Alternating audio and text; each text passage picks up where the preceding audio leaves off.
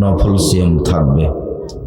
যারা নফল সিয়াম রাখতে চাই তারা প্রতি মাসে চন্দ্র হিসাবে 13, 14, 15 3 দিন সিয়াম থাকবে। যারা রিপোর্ট হিসাবে সিয়াম থাকতে চাই তারা বৃহস্পতিবার, সোমবার সিয়াম থাকবে। যারা বেশি নেকির আশায় সিয়াম থাকতে চাই তারা আরাফার 1 দিন সিয়াম থাকবে, মুহররমের 2 দিন সিয়াম থাকবে। অতিরিক্ত সিয়াম করতে চাইলে দাউদ আলাইহিস সালামের সিয়াম 1 দিন সিয়াম, 1 দিন এমনি থাকবে। সম্মানিত দিনী ভাই বোন, আমরা অল্প সময়ে নফল সিয়াম সম্পর্কে গুরুত্বপূর্ণ সংক্ষিপ্ত তথ্যবহুল বিবরণের চেষ্টা করব ইনশাআল্লাহ আজিজ। সিয়াম শব্দের আভিধানিক অর্থ হলো বিরত থাকা। শরীয়তের পরিভাষায় ফজরের আজান থেকে নিয়ে সূর্য ডোবা পর্যন্ত খাওয়া, পান করা, স্ত্রী মিলন, যাবতীয় অপছন্দ কথা ও কর্ম থেকে বিরত থাকার নাম সিয়াম। পক্ষান্তরে রোজা মানে উপবাস থাকা, না খেয়ে থাকা। রোজা শব্দ বললে সিয়াম শব্দের অর্থ বের হয়ে আসে না। নামগুলি আল্লাহর দেওয়া। সালাত, সিয়াম, হজ, যাকাত, এগুলো আল্লাহর দেওয়া নাম, এগুলো আল্লাহর নবীর দেওয়া নাম। কিভাবে এগুলো ইরানে, ভারত, বাংলাদেশ, পাকিস্তানে পরিবর্তন হয়ে গেছে। মানুষ সিয়ামকে বলে রোজা, যার অর্থ উপবাস থাকা, আর সালাতকে বলে নামাজ, যার অর্থ উপাসনা করা। আর সালাত মানে হলো বিশেষ প্রার্থনা। সিয়ামের সাথে রোজার আর্থিকভাবে কোনো মিল নেই। সিয়াম শব্দের অর্থ হলো বিরত থাকা। শরীয়তের পরিভাষায় ফজরের আজান থেকে নিয়ে সূর্য ডুবা পর্যন্ত খাওয়া, পান করা, স্ত্রী মিলন, যাবতীয় অপছন্দ কথা ও কর্ম থেকে বিরত থাকার নাম সিয়াম। ইবাদতের জগতে সবচেয়ে ভিন্ন ধরনের ব্যতিক্রম দামি ইবাদত হলো সিয়াম। সিয়াম এমন একটি ইবাদত যার 2, 4, 5 নেকি উল্লেখ নেই, যার স্বাভাবিকভাবে কোনো নেকি নেই, যার বিনিময় হলো জান্নাত। পৃথিবীর যে কোনো ইবাদত, সে যত দামি ইবাদত হোক না কেন, আল্লাহ তাআলা ফেরেশতাকে লিখে দিতে বলেন, সেটা যেটাই হোক। পৃথিবীতে ইবাদতের জগতে সবচেয়ে শক্তিশালী ইবাদত হলো দান। সালাত আদায় করে জান্নাত পাওয়া যায়, জান্নাত কিনা যায় না। হজ করে জান্নাত পাওয়া যায়, জান্নাত কিনা যায় না। সালাত আদায় করে জান্নাত পাওয়া যায়, জান্নাত কিনা যায় না। তাসবিহ তাহলিল জিকির আজকার করে জান্নাত পাওয়া যায়, জান্নাত কিনা যায় না। কিন্তু দান এমন একটা ইবাদত যা দিয়ে জান্নাত কিনা যায়। আল্লাহ বলেছেন, আমি মুমিন পুরুষ নারীর জান ও মালের বিনিময়ে জান্নাত বিক্রি করে দিয়েছি। ওরা টাকা দিয়ে জান্নাত কিনে নিবে আর জীবন দিয়ে জান্নাত কিনে নিবে। আমি এই দুইটার বিনিময়ে জান্নাত বিক্রি করে দিয়েছি। সম্মানিত দিনী ভাই বোন, সালাত যত দামি ইবাদত হোক না কেন, সালাত অবাক ইবাদত, যে সব ইবাদত নির্ভর করে সালাতের উপরে। যদি সালাত কবুল হয় তাহলে বাকি ইবাদত কবুল হবে, আর যদি সালাত কবুল না হয় তাহলে বাকি ইবাদত বাতিল বলে গণ্য হবে। আল্লাহর নবী বলছেন যে সালাসাতু আসলাসিন, সালাত হলো 3 ভাগে বিভক্ত। আর তহুর ও সলসন, অজু হলো 3 ভাগের 1 ভাগ। আর রুকু ও সলসন, রুকু হলো 3 ভাগের 1 ভাগ। আর সুজুদ ও সলসন, সিজদা হলো 3 ভাগের 1 ভাগ। হবে না দাহাবে হাক্কা কবিলাত সালাত কবিলা সায়ের আমালিহি, যে এইগুলি ঠিক ঠিক আদায় করবে তার সালাত কবুল করা হবে। এবং সব ইবাদত কবুল করা হবে। রুদ্দাত আলাইহি সালাতুহু, যদি সলাৎ তার উপরে প্রত্যাখ্যান করা হয়, তার যদি সলাৎ না থাকে, সলাৎ যদি বাতিল হয়, তো রুদ্দ আলাইহি সাইর আমালিহি, তাহলে সব আমল বাতিল হবে। সলাৎ এমন একটি ইবাদত, নামাজ এমন একটি ইবাদত যার উপরে নির্ভর করে অন্যান্য ইবাদত। আরো অবাক যে সব ইবাদতে ছাড় আছে, ছাড়, সমস্যা মানে, সমস্যা বুঝে, সব ইবাদতেই কিছু না কিছু ছাড় আছে, ফরজ তার উপরে। কেমন ছাড়? হজ ফরজ হয়েছে তো এবছর করেন, করতে পারলেন না সামনে বছর করেন, এই যে ছাড়, অথচ ফরজ বিধান।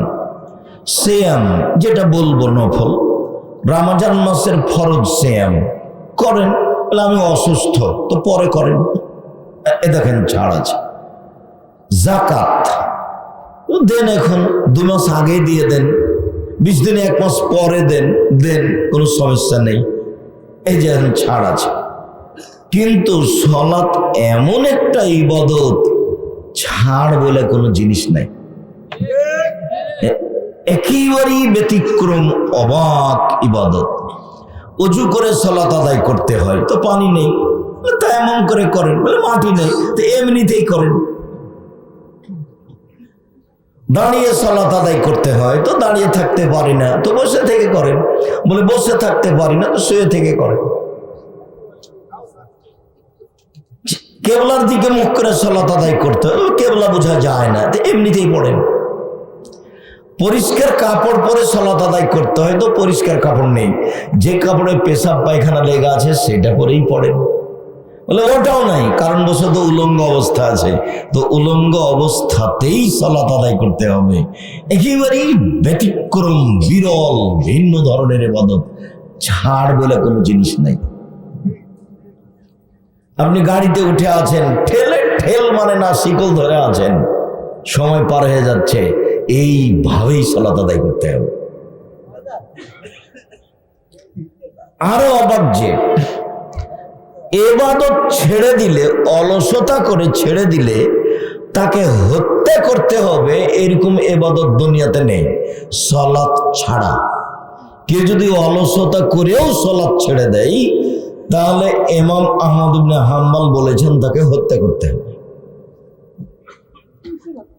আর আরবি বিদ্বানেরা এখন বলছেন, কেউ যদি অলসতা করে সালাত ছেড়ে দেয়, স্বামী পড়ে স্ত্রী পড়ে না, স্ত্রী পড়ে স্বামী পড়ে না, তাহলে বিবাহ বাতিল হয়ে গেছে, বিবাহ কেটে গেছে। অবাক ইবাদত।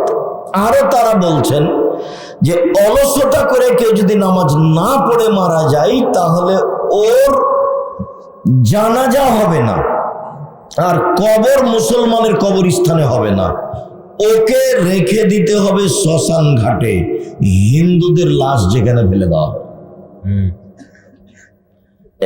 এখন আরবি বিদ্বানেরা এইভাবে বলছেন, তার নাম সলাত, তার নাম নামাজ। পৃথিবীর ব্যতিক্রম ইবাদত হলো সলাত। মূল কথা বলি, হ্যাঁ এ কথাই ঠিক যে সলাত এমন একটা ইবাদত যার উপরে নির্ভর করে অন্যান্য ইবাদত। তারপরেও সলাতের নেকিটা আল্লাহ নিজে হাতে দিবেন না, ফেরেশতাকে বলবেন নেকি লিখে দাও। কিন্তু সিয়াম এমন একটা ইবাদত যে আল্লাহ বলবেন না ফেরেশতাকে যে তোমরা সিয়ামের নেকি লিখো, আল্লাহ বলেন সিয়াম আমার ব্যাপার, প্রতিদান আমি দিব। আল্লাহ বলেন সিয়াম আমার ব্যাপার, প্রতিদান আমি দিব। সেই সিয়ামের, নফল সিয়ামের আলোচনা আজকে। পুরুষ নারী আপনারা যেখানে যারা আছেন, অল্প সংখ্যকই মানুষ, তার উপরে দয়া করে ভদ্রতা বজায় রেখে কোনো প্রয়োজন আমাকে না দেখিয়ে কিছুক্ষণ সময় কথা শোনেন, আপনার কিছু না কিছু উপকার করবো ইনশাআল্লাহ। অনেকদিন পরে এসেছি, এ কথাই ঠিক। ভালোবাসাতে কোনো ঘাটতি নাই, এ কথাও ঠিক। ব্যস্ততার কারণে আপনার সাথ দিতে পারি না, এটাই ঠিক।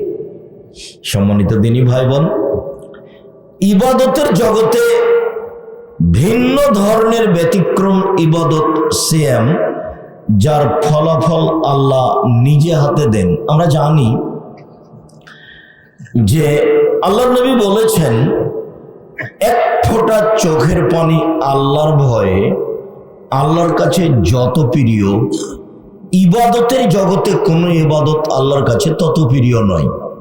তাতে তিনি বলেন যে গাভীর বান ওলান থেকে চাপ দিয়ে দুধ বের করে ভেতরে ঢোকানো যায় না, যেমন আল্লাহর ভয়ে কাঁদে যে সে জাহান্নামে যাবে না, তেমন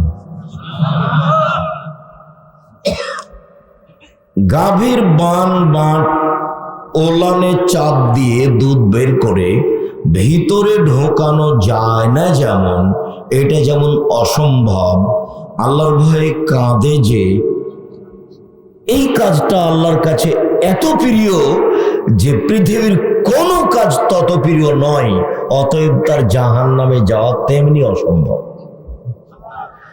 এরপরেও নেকিটা আল্লাহ নিজে হাতে দিবেন না, ফেরেশতাকে বলবেন লিখে দাও।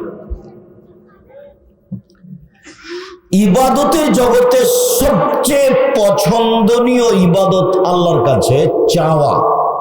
আল্লাহ আমাকে একটা সুসন্তান দাও, এই কথাটা। আল্লাহ আমাকে ঢাকাতে একটা জমির ব্যবস্থা করে দাও, এই কথাটা। আল্লাহ তুমি আমার ছেলে মেয়েকে ভালো শিক্ষিত করে দাও, এই কথাটা। আল্লাহ তুমি আমাকে একটু নিরাপদে রাখো, আমি যেন 5 ওয়াক্ত সালাত আদায় করতে পারি, এই কথাটা। যাবতীয় প্রয়োজনীয় কথা যখন আপনি আল্লাহকে বলবেন, এই কাজটা আল্লাহর কাছে যত পছন্দ, কোন ইবাদত আল্লাহর কাছে তত পছন্দ নয়। এরপরেও এই পছন্দনীয় ইবাদতের নেকিটা আল্লাহ নিজে হাতে দিবেন না, ফেরেশতাকে বলবেন ও আমার কাছে চেয়েছে, এটা তুমি লিখে দাও। চাওয়া কাজটা কিন্তু আল্লাহর কাছে খুব বেশি প্রিয়। মানুষের স্বভাব আর আল্লাহর গতিবিধি দুইটা মুখোমুখি, বিপরীত। কালকে একটা মানুষকে গিয়ে বলছেন, ধনী মানুষ, ভাইজান আমি খুব বিপদে পড়েছি, আমার ছেলের হাত ভেঙে গেছে, তো 10,000 টাকা কর্জ দেন। ভাইজান আপনি তো সবাইকে দিয়ে থাকেন, তো বলবেন সেই তো আমার তো এখন হাতে টাকা পয়সা নেই, কি করি? আচ্ছা বিকালে আসো দেখি। তাহলে ঠিক আছে 5,000 নিয়ে যাও, দিয়ে কাজটা করো। পরের দিনই গেছেন আবার, যে আমার ভাইগনার হাত ভেঙে গেছে, ভাইজান টাকা দিতে হয়, যে তোর জন্য টাকসাল বানালছি নাকি রে? মানে দ্বিতীয় তৃতীয় দিনই মানুষ কি হয়ে যাবে? বিরক্ত হয়ে যাবে। আর ওখানে যত বলবেন তত খুশি, যত বলবেন তত খুশি, যত বলবেন তত খুশি। বলে কে? মানুষের তো স্বভাব নষ্ট হয়ে গেছে, মানুষের স্বভাবই খারাপ হয়ে গেছে, মানুষের খাসলত, মানুষের চালচলন খারাপ হয়ে গেছে। মানুষ টিভি নিয়ে বসে থাকে ঘন্টার ঘন্টা, ল্যাংটা মেয়ে দেখে চক্ষু ঠান্ডা করে, কলিজা ঠান্ডা করে, জানটা সহৎ করে। টিভিতে বড় মোবাইল দেখে, বড় মোবাইলে মেয়েদেরকে দেখে চক্ষু ঠান্ডা করে, কলিজা ঠান্ডা করে, জানকে সহৎ করে। তাহাজ্জুদ পড়ে, ধর্ম পাগল হয়ে গেছে, এতে জান্নাত পাবেও।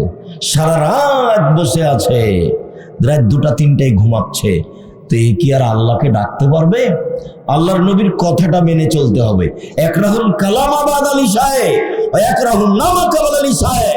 মুহাম্মদ সাল্লাল্লাহু আলাইহি ওয়াসাল্লাম ঘোষণা দিয়েছেন, পৃথিবীর মানুষ মনে রেখো, এশার সালাতের পরে কথা বলা ঘৃণিত কাজ। পৃথিবীর মানুষ শুনে রেখো, এশার সালাতের পূর্বে ঘুমিয়ে যাওয়া ঘৃণিত কাজ। আপনি বাড়ির মালিক, আপনি বাপ, আপনার বাড়িতে কারফিউ জারি থাকবে। প্রেসিডেন্ট আইয়ুবের মতো মাশাআল্লাহ জালি আছে বাড়িতে, কি রাত 10টায় ঘুমিয়ে যেতে হবে বাধ্য। পড়াশোনা ব্যতীত রাত 10টার পরে কোনো ছেলে মেয়ে এই বাড়িতে জেগে থাকতে পাবে না, ঘুমাতেই হবে বাধ্য। বাস 10টায় ঘুমিয়ে গেছে, 3টায় উঠেছে, এই যে কয় ঘন্টা ঘুমালো? 5 ঘন্টা। এখন উঠে সুন্দর করে ওযু করে 2 রাকাত সালাত আদায় করে আল্লাহকে বলেন, উনি প্রথম আকাশ থেকে 7ম আকাশ থেকে প্রথম আকাশে নেমে এসেছে, আপনার জন্যই নেমে এসেছেন। তা আপনি তো রাত 2টা 3টায় ঘুমালেন ল্যাংটা মেয়ে দেখে দেখে চক্ষু ঠান্ডা করে, আপনি আল্লাহকে কি বলবেন? আপনার চরিত্র শয়তান, আপনার স্বভাব খারাপ, আপনার অভ্যাস খারাপ, আপনার খাসলত খারাপ। কি দিবেন? ঘন্টার ঘন্টা দোকানে বসে আড্ডা পিটেন, সব সময় দোকানে ল্যাংটা মেয়ে নাচছে টিভিতে, আর সবাই বসে আছে দেখছে, গল্প করছে, দিন কাটাচ্ছে। আড্ডা পিটে হারাম। 4টা কাজ জীবনে করতে হবে। 1 5 ওয়াক্ত সালাত, 2 হালাল রুজি, 3 কোরআন তেলাওয়াত, 4 আড্ডা পিটা হারাম। দোকানে বসে আড্ডা পিটা হারাম, চিরদিনের জন্য হারাম। দোকানে যেতে হবে, আসসালামু আলাইকুম, আহমদ লবণ আছে? জি আছে। 1 কেজি লবণ দাও।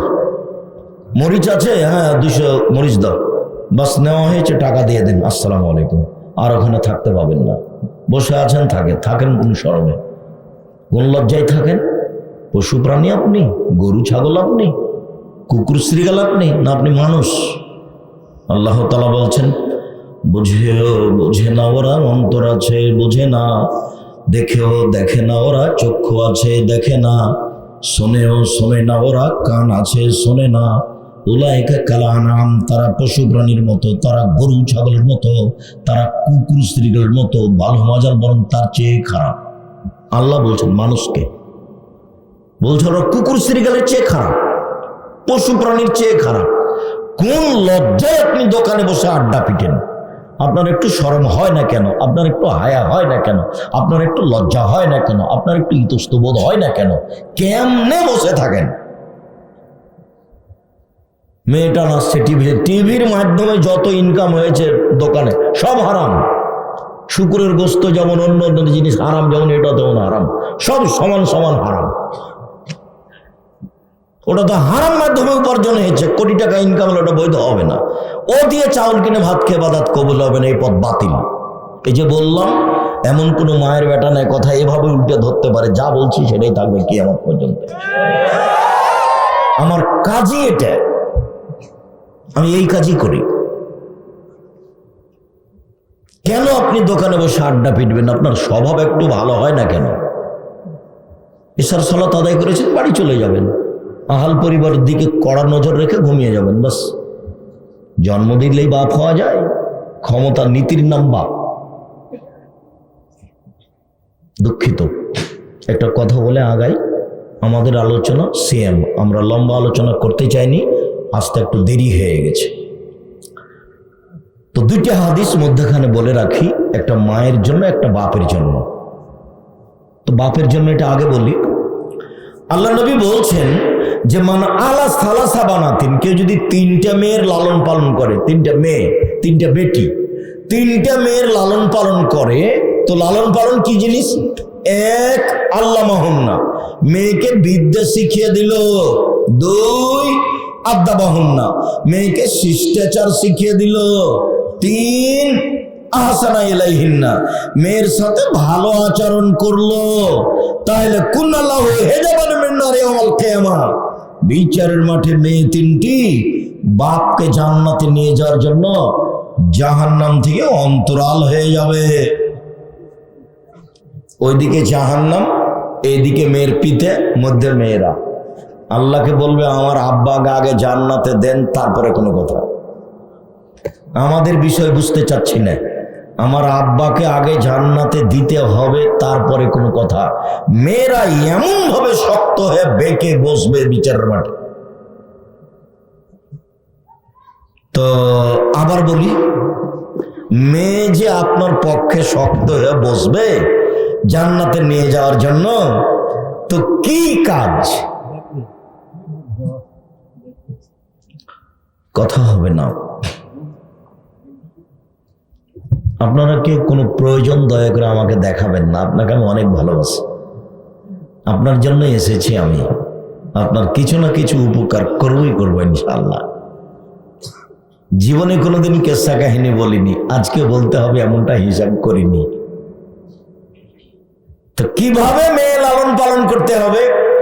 1 বিদ্যা শিখিয়ে দিল, 2 শিষ্টাচার শিখিয়ে দিল। শিষ্টাচার যে কি জিনিস?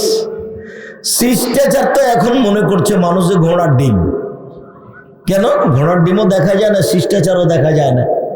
শিষ্টাচার কি জিনিস? শিষ্টাচার কাকে বলে?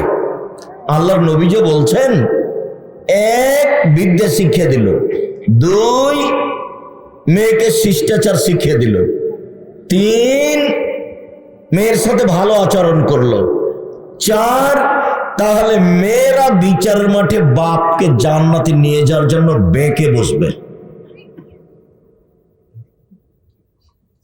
মনে থাকবে না মনে হয়? এক, বিদ্যা, দুই, শিষ্টাচার, তিন, ভালো আচরণ। মনে থাকে না কেন? ভালো আচরণ মানে মেয়ের সাথে কোনো সময় খাস্টা মেস্টা আচরণ করতে পাবেন না, আম্মু বলে ডাকতে হবে, আদর করতে হবে, এই কথাই ঠিক। আব্দুল রাজ্জাক সাহেব, আগেরটাও ঠিক আছে, পরেরটাও ঠিক আছে, শিষ্টাচার কি আব্দুল রাজ্জাক সাহেব বলেন না, একটু আমল করতে পারি আর না পারি। হ্যাঁ ঠিক আছে, তা বলি। এক মিনিট, শিষ্টাচার কি জিনিস? আল্লাহর নবী বলছেন, সব নবীর শিষ্টাচার 10টি, সব নবীর বৈশিষ্ট্য 10টি, সব নবীর খাসলাত 10টি, সব নবীর অভ্যাস 10টি। এক, মোচ কেটে ফেলতে হবে, চাচা যাবে না। দুই, দাড়ি বড় করতে হবে, ছোট করা যাবে না, চেঁচে ফেলা যাবে না। তিন, পেশাব পায়খানার পরে পানি দিয়ে পবিত্রতা অর্জন করতে হবে। ঢেল, টিস্যু পেপার আগে পরে পানি, এ কথা মিথ্যে, এতে নবীর উপরে অপবাদ লাগানো হবে। তিন, পেশাব পায়খানার পরে পানি দিয়ে পবিত্রতা অর্জন করতে হবে। আগে ঢেল, টিস্যু পেপার পরে পানি, এ কথা মিথ্যে। পানি নেই তখন ঢেল, টিস্যু পেপার, এইটা সুন্নাত। 40 কদম হাঁটা নোংরামি, পায়ের উপরে পা উঠানো, খক খক করে কাশা, শরীয়ত বহির্ভূত কাজ।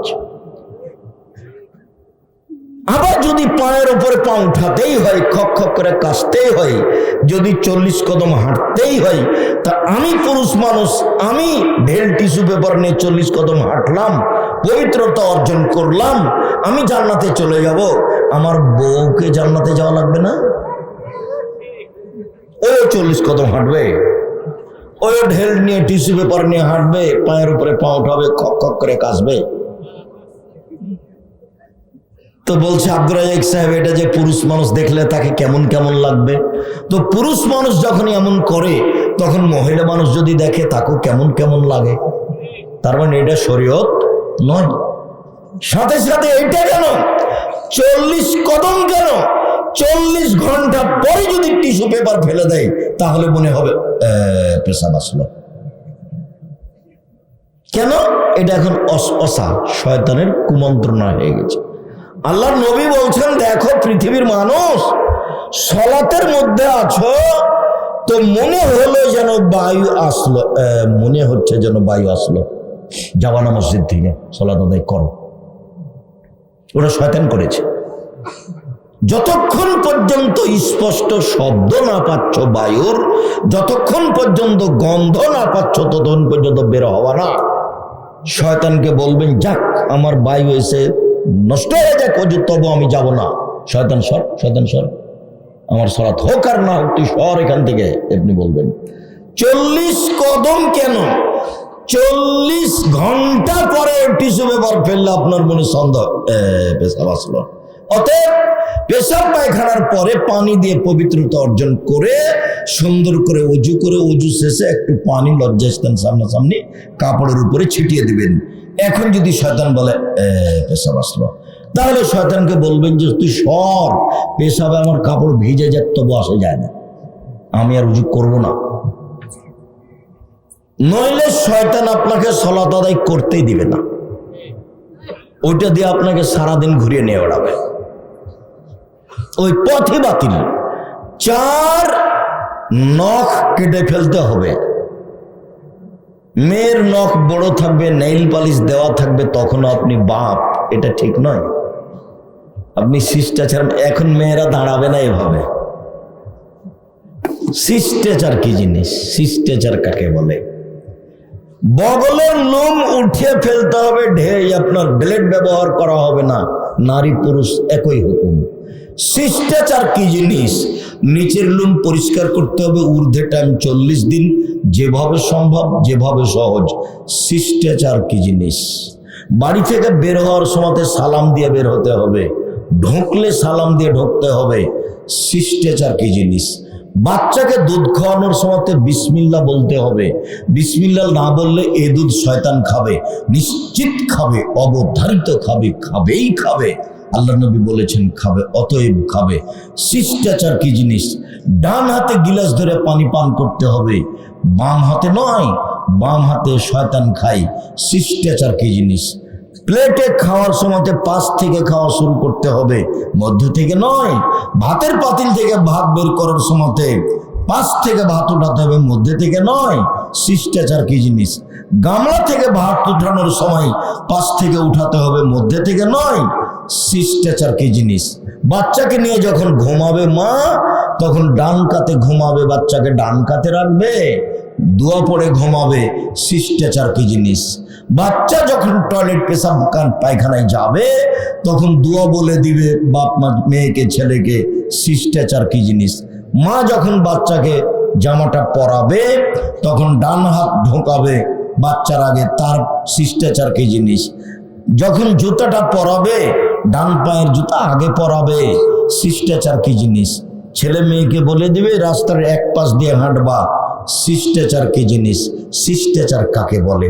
আপনি একটা প্লেট কিনেছেন সিরাজগঞ্জ শহরে, তাতে আছে চিংড়ি মাছ। শিষ্টাচার কি জিনিস? আপনি একটা কিনেছেন তরকারির বাটি, সেটা হলো কাতল মাছ। শিষ্টাচার কি জিনিস? আপনি একটা আয়না কিনেছেন, সেটা হলো রুই মাছ। শিষ্টাচার কি জিনিস? আপনি আপনার বাচ্চার পেশাব পায়খানার জন্য পট কিনেছেন, সেটা হলো ঘোড়া। শিষ্টাচার কি জিনিস? ছেলে মেয়ের জন্য কাপড় কিনেছেন, তাতে আছে কার্টন। শিষ্টাচার কি জিনিস? বাচ্চাকে একটা গেঞ্জি কিনে দিয়েছেন, তাতে লেখা আছে 10, দেখতে দেখতেই নামাজ শেষ। শিষ্টাচার কি জিনিস?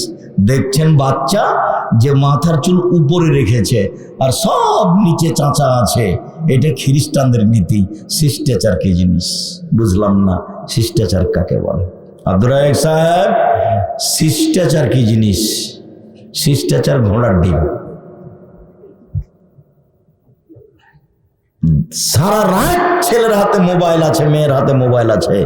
যখন ক্লাস 6-এ ছিল তখন মেয়ে ভালো ছিল, যখন ক্লাস 10-এ উঠেছে তখন মেয়ে পশু প্রাণী হয়ে গেছে, গরু ছাগল হয়ে গেছে। সে আর মানুষ নয়, অন্যায় তার কাছে অন্যায় নয়। শিষ্টাচার কি জিনিস? বাপ যে আছে, বাপ পশু প্রাণীর মতো, গরু ছাগলের মতো থাকে, খায়।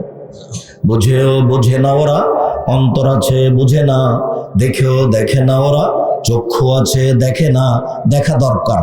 শোনেও শোনে না ওরা, কান আছে শোনে না, শোনা দরকার। উলায়েকা কালানাম, তারা পশু প্রাণীর মতো, তারা গরু ছাগলের মতো, তারা কুকুর শ্রেণী, বরং তার চেয়ে খারাপ। সম্মানিত দিনী ভাই বোন, বাপ 3টে মেয়ে লালন পালন করেন, এমন আল্লাহ নবী বলছেন, শোনেন শোনেন শোনেন, কেউ যদি 2টা মেয়ে লালন পালন করে, তো সেই পিতা আর আমি জান্নাতে এইভাবে থাকবো। এ দেখেন, এবার আঙ্গুল দুটিকে তর্জনীর মধ্যমা জমা করে দিলেন। পৃথিবীর মানুষ শুনে রেখো, 2টা মেয়ের যদি লালন পালন করে কোন পিতা, তাহলে সেই পিতা আর আমি মুহাম্মদ সাল্লাল্লাহু আলাইহি ওয়াসাল্লাম জান্নাতে এভাবে থাকবো। তখন তর্জনের মধ্যমা জমা আছে। আর একটা কথা শুনেন, কেউ যদি এতিমের লালন পালন করে, এতিম, তাহলে সেই ব্যক্তি আর আমি মুহাম্মদ সাল্লাল্লাহু আলাইহি ওয়াসাল্লাম জান্নাতে একসাথে থাকবো। তবে এরকম বুঝা গেল না নাকি? একটু কি আছে, একটু ফাঁকা আছে। 2টা মেয়ের লালন পালন বিশাল ব্যাপার। যদি 10টা ছেলেকে মাস্টার ডিগ্রি পাস করান, তো এক নেকিও হবে না।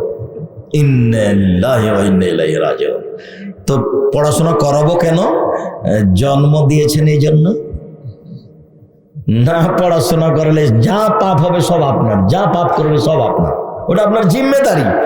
শুধু কি পড়াশোনা? জন্মের সাথে সাথে তাকে পাশে আজান দিতে হবে, একামত নয়, তাহনিক করতে হবে। পরহেজগার মানুষের কাছে নিয়ে গিয়ে খেজুর চাপিয়ে জিভাতে দিতে হবে। তাহনিক করতে হবে, 7 দিনের দিন আকিকা দিতে হবে, দিতেই হবে। 14 দিনে চলে না, 21 দিনে চলে না, জীবনে একদিন চলে না। চাঁপাইনবাবগঞ্জের ভাষাতে আপনি তো আকিকা দিবেন না, আপনার বাপকে দিতে হবে। ওটার জিম্মেদারি বাপ হিসাবে। কানা ছাগল দিবে না, ল্যাংড়া দিবে না, খোড়া দিবে না, 2 মাসের দিবে না, 6 মাসের দিবে, দিতেই হবে।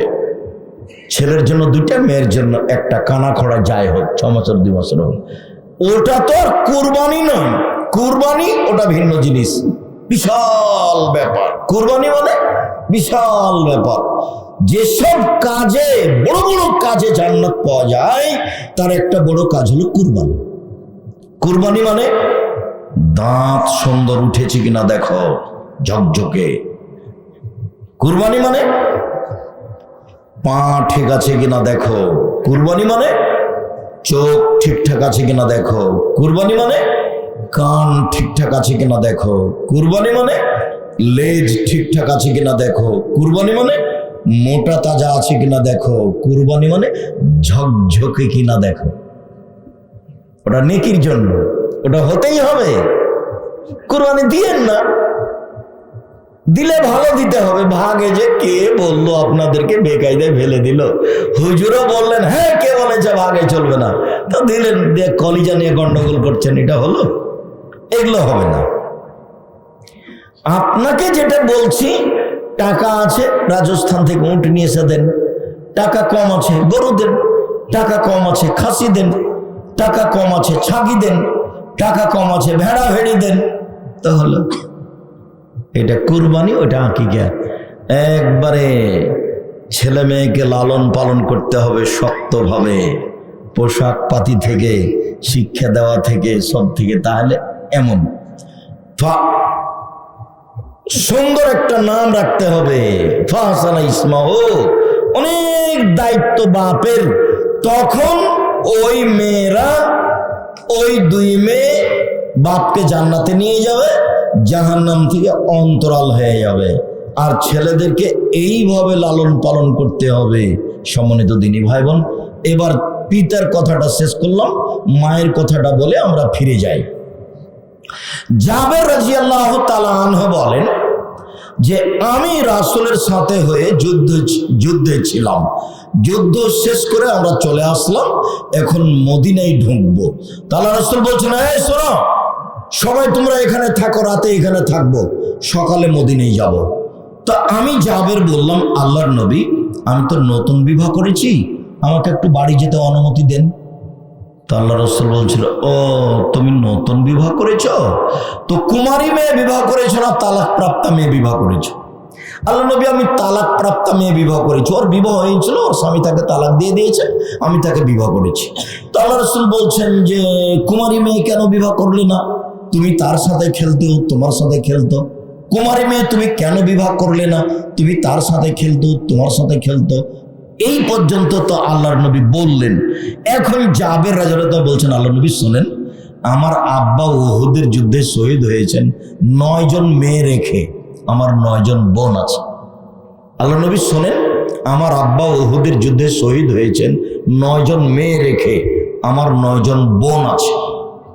আক্রাহু আনা তাযাওয়াজা মিসলাহুন্না, ওদের সমবয়সের মেয়েকে, কম বয়সের মেয়েকে, বুদ্ধি কম মেয়েকে আমি বিবাহ করা পছন্দ করিনি 4টা কারণে। আমি আমার বোনদের বয়সের মেয়েকে বিবাহ করা পছন্দ করিনি 4টা কারণে। এক, লিতুআল্লিমাহুন্না, আমার স্ত্রী যেন আমার বোনদেরকে বিদ্যা শিখাতে পারে। মায়ের কথা চলছে। 2, লিতুআদ্দিবাহুন্না, আমার স্ত্রী যেন আমার বোনদেরকে শিষ্টাচার শিখাতে পারে। 3, লিতুরাজ্জিলাহুন্না, আমার স্ত্রী যেন আমার বোনদের মাথার চুল চিরুনি করে, সাজগোজ করে, পরিপাটি করে রাখতে পারে। 4, লিতাকুমা আলাইহিন্না, আমার স্ত্রী যেন আমার বোনদের উপরে পাহারা দিতে পারে। কি দিয়ে বুঝাই আপনাকে আমি? হাদিস তো বুখারী মুসলিম পড়ে আছে, হাদিসে 1450 বছর থেকে আছে, ওর দাম নাই কারোর কাছে। কে পড়ে? হুজুরি পড়ে, দাম দেয় না, আপনি কি দিবেন? আল্লাহ নবী বলছেন আমার জীবনে বড় আশঙ্কা তিনটে। এক, আইম্মাতা মুজলিন ভ্রান্ত হুজুর, হুজুর ধর্ম বেচা খাবে, এটা আমার ভয়। আমি এই কথা বলিনি, এই কথা মুহাম্মদ সাল্লাল্লাহু আলাইহি ওয়াসাল্লাম বলেছেন। দুই,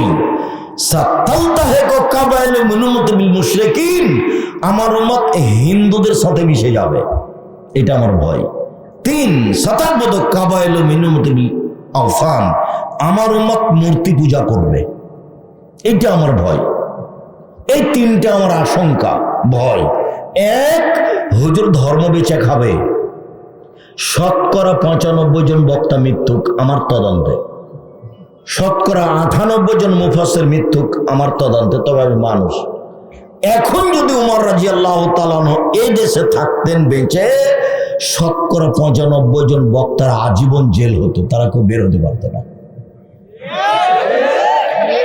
যখন জনগণের সামনে দাঁড়ায়, হাজার হাজার লাখ মানুষের সামনে, তখন ও কি বলে সেটাও নিজেও জানে না। আল্লাহর নবী আশঙ্কা করে গেলেন এই তিনটে। আর একটু কথা এখানে বলে রাখে, আবার এখানে ফিরে আসছি। আল্লাহ নবী বলছেন, আশঙ্কা করে বলছে পৃথিবীর মানুষ শুনে রেখো, আমার উম্মত ইহুদি খ্রিস্টানদের সাথে মিশে যাবে। ডান হাতের বিঘত যেমন বাম হাতের সমান, সমান সমান মিশে যাবে চাল চলনে, কথাবার্তাতে, পোশাক আশাকে। আবার বলছেন পৃথিবীর মানুষ শুনে রেখো, ডান পায়ের জুতা যেমন বাম পায়ের সমান, সমান সমান জুতা, এইটা যেমন সমান সমান, আমার উম্মত ইহুদি খ্রিস্টানদের সাথে মিশে যাবে পোশাক আশাকে, চাল চলনে, বিদ্যাতে, খাতা কলমে, রাস্তাঘাটে, খাওয়া দাওয়াতে, সব জায়গাতে মিশে যাবে। এবার নিচে নামতে লাগলেন আল্লাহর নবী ভাষাগত ভাবে। নিচে নামতে নামতে নামতে বলছেন পৃথিবীর মানুষ শুনে রেখো, ইহুদি খ্রিস্টান যদি মায়ের সাথে জেনা করে থাকে, আমার উম্মত তাদের সাথে মিল দিতে গিয়ে মায়ের সাথে জেনা করবে। তুমি বলো, সিরাজগঞ্জ বাজারে গেলে আশেপাশে তোমার আছে জানা, যে লোকটা হজ করে, প্রতি বছর রমজান মাসে উমরা করে, তার সাথে তার মেয়েও আছে, মাস্টার ডিগ্রি পাস করেছে, পায়জামাটা পরে আছে, স্কিন পায়জামা পরে আছে, মেয়ে, বাপ মাথায় টুপি দিয়ে আছে। এইটা তোমাকে কেমন লাগছে? তুমি যদি একেও মানুষ বলো তো পশুকে, এও যদি মানুষ হয় তাহলে পশুকে, গরু ছাগল কুকুর শ্রীগেলকে। আল্লাহ নবী যে বললেন যে 3 শ্রেণীর মানুষ জাহান্নামে যাবে, তার এক শ্রেণী হচ্ছে ওইসব মহিলার যারা পুরুষের পোশাক পরে, পুরুষের শার্ট প্যান্ট পরে, ওরা জাহান্নামে যাবে। সুন্দর করে ভুরু তুলে চিকন করে রেখেছে, আর বাপ মাথায় টুপি দিয়ে আছে। অবাক হতে হয়। আল্লাহ রাসূল এই কথাই বলছেন যে আমার উম্মত মিশে যাবে তাদের সাথে। আমি লন্ডন সাউথ হলে উপর থেকে নিচে নামছি, তো জুমার খুতবার পরে, তো একটা লোক দৌড়িয়ে এসে বলছে, ভাইজান ভাইজান আমার ছেলের জন্য একটু দোয়া করে দেন, আমার ছেলের জন্য একটু দোয়া করে দেন। তো ছেলের মাথায় হাত দিতেই মানে উপরে চুল আছে, সব বাকি চাচা আছে। তো এরই মধ্যে আমি ঘুরছিলাম, দেখছি যে ওই ছবিও দেওয়া আছে, চুল ছাড়ার ওই নাপিতের ঘর ওইখানে। ঘটনায় এক জায়গায় হয়ে গেছে। আমি তো দোয়া করব, তো ঘটনা কি? এইভাবে যে চুল ছাড়া নাপি নিষেধ করেছেন, তা আপনার ছেলে যে সেটা দেখছি। শোনেন, লন্ডন টাকা ইনকাম করতে এসেছি, ধর্ম বিক্রি করতে আসিনি। আদর্শ বেচে খেতে রাজি নই। টাকা ইনকামের জন্য লন্ডন এসেছি, আদর্শ বিক্রি করতে আসিনি। আমি মুসলিম, চিরনবীর মরণকে করি না ভয়, মরলে শহীদ বাঁচলে গাজী আমার উভয়ই সমান। মরলেও জান্নাতি, বাঁচলেও জান্নাতি, তার নাম মুসলিম। আহলে হাদিস মানে আরো আহলে হাদিস 100 হাত আগে, মানে ফাঁসি হয়ে গেলেও জোরে আমি চুপে আমিন বলবে না, ওর নাম আহলে হাদিস। ফাঁসি হয়ে গেলেও নিচে হাত বাঁধবে না, ওর নাম আহলে হাদিস। হাদিসের উপরে সেই এত শক্ত, তার নাম আহলে হাদিস। কখনো বন্যায় ভেসে গেছে, আবারও আহলে হাদিস। স্বভাবে উল্টে গেছে। এক, মা মেয়েকে বিদ্যা শিখিয়ে দিল। 2, মা মেয়েকে শিষ্টাচার শিখিয়ে দিল। 3, মা মেয়েকে সাজগোজ করে পরিপাটি করে রাখলো। 4, মা মেয়েকে পাহারা দিল। এই আজকে কলেজ থেকে আসতে দেরি হলো কেন? দেখি তোমার খাতা কলম। তোমার হাতে বড় মোবাইল কেন? কোথায় পেয়েছো? কে দিল তোমাকে? দাঁত খুলে দেবো যদি এই মোবাইলে হাত দাও তাহলে। এর নাম মা।